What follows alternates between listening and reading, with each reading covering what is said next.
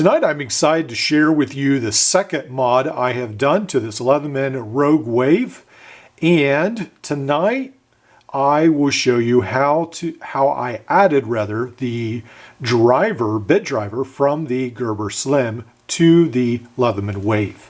All right, and right there it is. Now the Gerber Slim, first of all, let's go ahead and talk about how you take this apart. The Gerber Slim is such a great tool. I really hated to take it apart, but I needed that bit driver.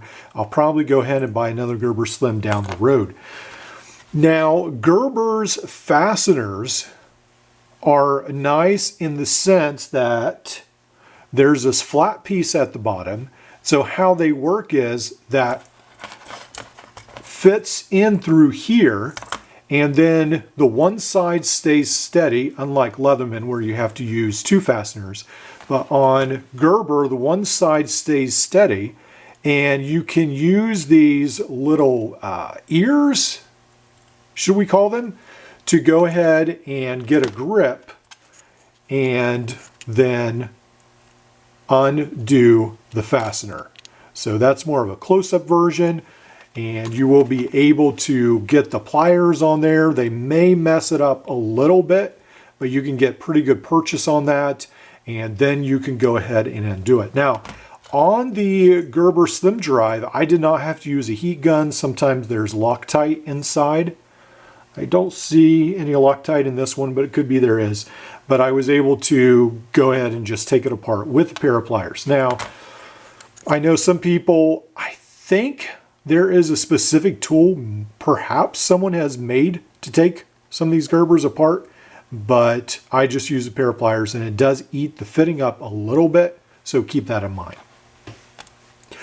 All right, so I've taken the Gerber bit driver out, and now I'm trying to fit it in to this tool slot. And so what I did is I actually replaced, see if I can grab the tool here, I actually replaced the saw blade with the bit driver. So why I did that is because the saw blade is a little bit thinner than the other implement, and I want to put a pair of scissors where the serrated blade is. I'm not sure I can make it work, but we'll see. I think that's the thicker of the two tool sets, and I think this is the thinner blade. So I knew I would have to take apart some metal or grind out some metal. So I went ahead and used the thinner options, and I replaced the saw actually, the saw. The serrated blade, I'll be trying to put the scissors into that spot. All right, so I went ahead and I started the fitting process. Thankfully, I did not cross thread it here.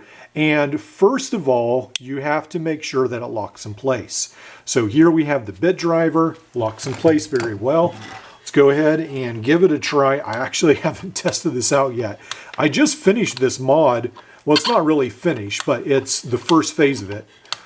It probably needs some polishing and fixing, but I got it so that it works. And actually, yeah, it works pretty good. So let's try here. And there we go. Now we have an outside bit driver on the Leatherman Wave. And the lock is really tight. It fits really well there.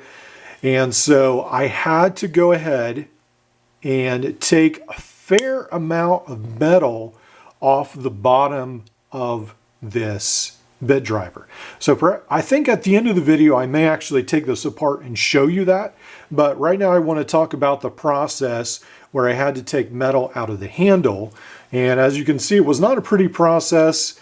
This first time I've done it, so if I do it again, hopefully it will work a little bit better. But I was able to get this to fit fairly flush in the frame. And so there's a shot right there. It is going to stick out a little bit, but it fits down pretty good in the frame.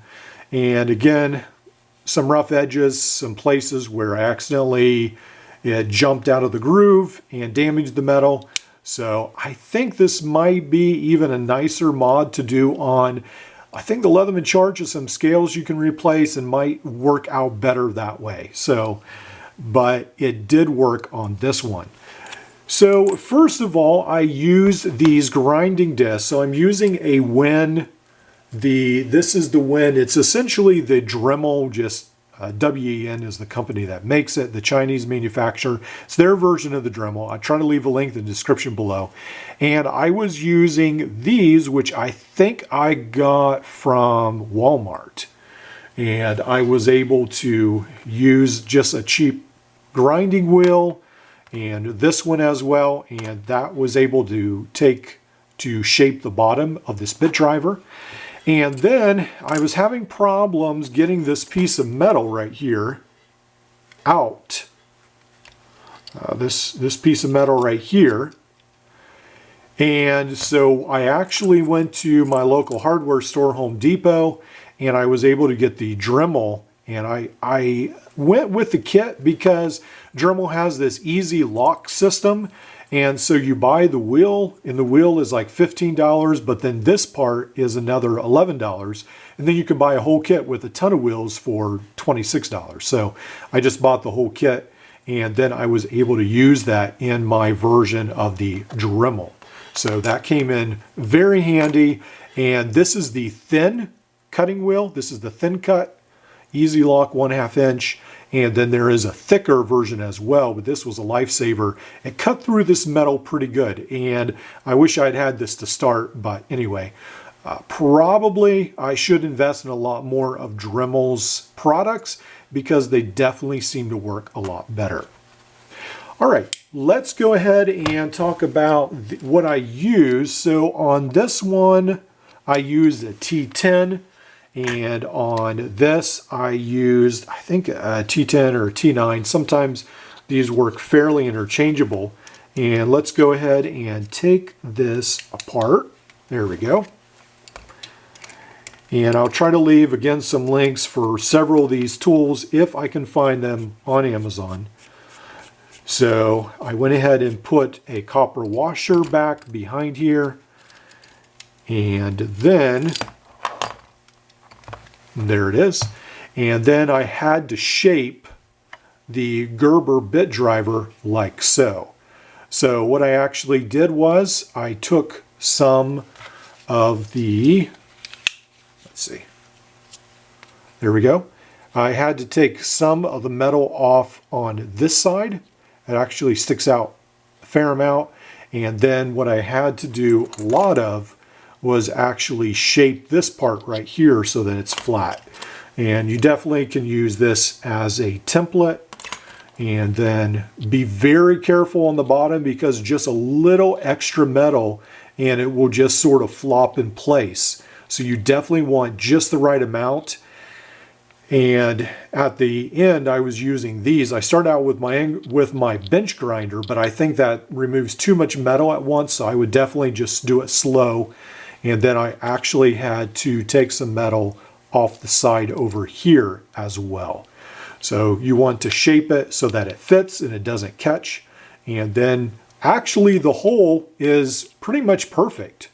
So that was a relief. A lot of times I've had to try to widen the hole to fit Leatherman, but on this Gerber Slim, not the normal, the Slim version, it actually worked really well. So I ended up really pleased with this mod and really excited. And I've got one more outside accessory to do, the scissors, and I think that may be the hardest. So I'll keep you updated. If you've got any questions, leave them in the comments section below.